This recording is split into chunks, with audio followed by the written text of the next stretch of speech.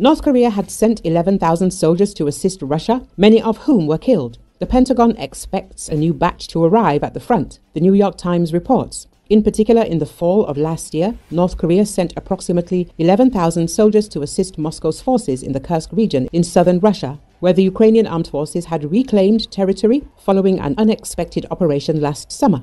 Since their first combat engagement in early December, about a third of the North Korean soldiers have been killed or wounded, according to Ukrainian and American officials. Commander-in-Chief of the Ukrainian Armed Forces, Oleksandr Syrskyi, stated this week that North Korea's losses continue to grow, estimating that almost half of the deployed soldiers have been either wounded or killed. However, he warned that they were highly motivated, well-trained and brave. The North Korean Armed Forces, which number 1.2 million personnel, are among the largest standing armies in the world, and their involvement in the war marked a profound escalation in the nearly 3-year-long war. On Russian territory, the North Koreans were issued what one Pentagon official referred to as pocket litter documents, registering them as residents of Russia's Far East. It is noted that auxiliary artillery installations, Koksan, with a firing range of 40 to 60 kilometers, are supplied to the front of the Russian troops by North Korea. Despite the fact that the first information that Russia would receive the M1989 Koksan 170mm self-propelled guns from the DPRK appeared back in October 2024, and in November the first photo of their movement across the territory of Russia was taken. Only on January the 7th, 2025, did a video appear, which apparently was shot on the front line. Thus, from the moment the Russians received the North Korean self-propelled artillery systems to apparently the first episodes of their combat use, about 2 months have passed. It is currently impossible to confirm whether this video was actually shot at the front line. In addition, it is currently impossible to identify the time and place of shooting. But the lack of snow cover rather indicates the southern regions of occupied territories of Ukraine, if, of course, the video was shot recently.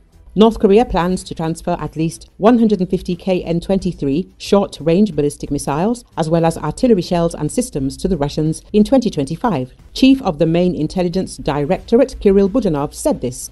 Artillery is used to support both North Korean and Russian operations, while missiles are intended only for Russian targets, he added. Budanov reported that over the past 3 months, North Korea has transferred to Russia approximately 120 M1989 Koksan, 170mm self-propelled artillery units, and 120 M1991 240mm multiple launch rocket systems. North Korea is expected to send at least the same amount of this equipment to the Russians in the future.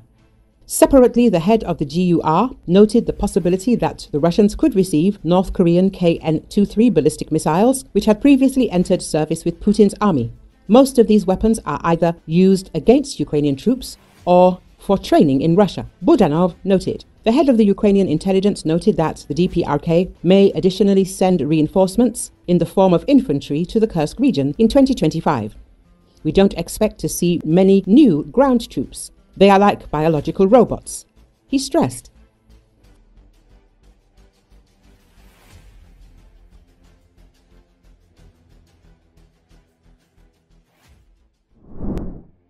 As insurgents raced across Syria in a surprise offensive launched in the country's northwest late last year, officials from several countries backing either the rebels or Syria's government met in Qatar on what to do. According to people briefed on the December 7th meeting, officials from Turkey, Russia, Iran and a handful of Arab countries agreed that the insurgents would stop their advance in Homs, the last major city north of Damascus, and that internationally mediated talks would take place with Syrian leader Bashar Assad on a political transition. But insurgent factions from Syria's south had other plans. According to Associated Press, they pushed toward the capital, arriving in Damascus' largest square before dawn. Insurgents from the north, led by Islamist group Hayat Tahrir al-Sham, arrived hours later.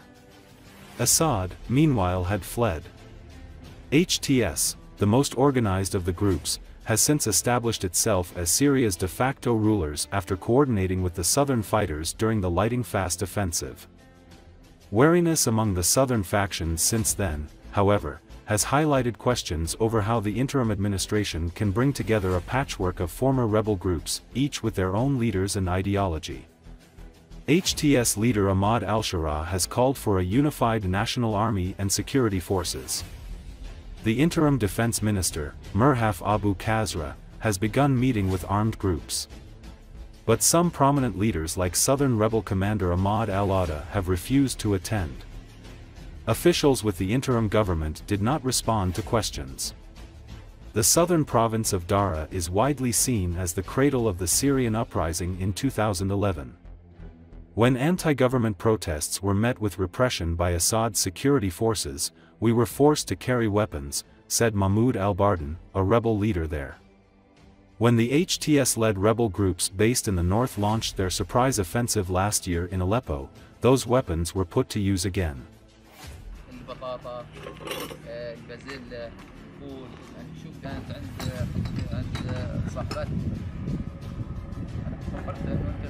اتفاق احنا سمعنا بيه، ولكن هو هذا الاتفاق كان ملزم بالفصائل الشمال. يعني فصائل الشمال هي ملزم بيه، ليش؟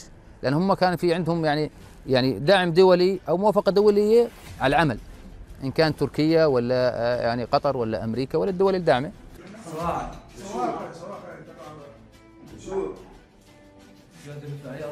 ايدك على السلاح قبل يوميا بس خلي الامام مفتوح كله امام بس كثير انا بس عنده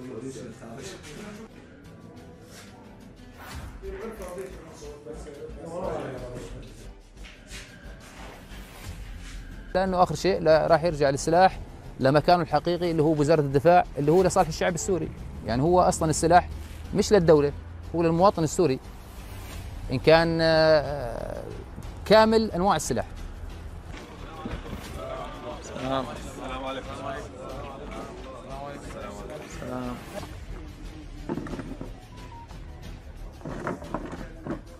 حب أن نسمع منكم قبل أن نتكلم. هيك هذا بحب يتكلم هيك منكم. نسأله عن هذه الأمانة التي استخلفه فيها، فنحن واجبنا يا أخوة أن نكون هنا. الشرطة في كوادر موجودة من قبل، كانت بإدلب تم إعدادها وكانت تمارس عملها بشكل يعني جيد ويعني مهني وحرفي. ثم استقطبنا شرطة منشقين كانوا يعني تركوا النظام البائد والحقناهم بالعمل، وهناك تأسيس كوادر جديدة بدورات انتساب وإخضاعهم لدورات عسكرية ومسلكية لممارسة العمل الشرطوي.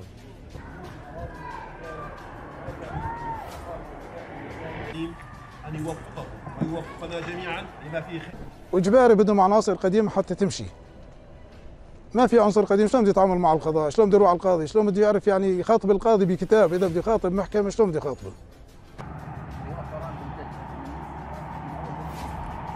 اسمه لواء حوران. لواء حوران كان على دور الرومان، كان اسمها سلة رومان. فكل شيء خضره، كل شيء فواكه مخطر ببالك موجود بها. كل انواع العنب، كل انواع الرمان، الزيتون. راح تكون وزاره الدفاع والدولة السورية الجديدة راح تكون يعني هي حاضنة للجميع.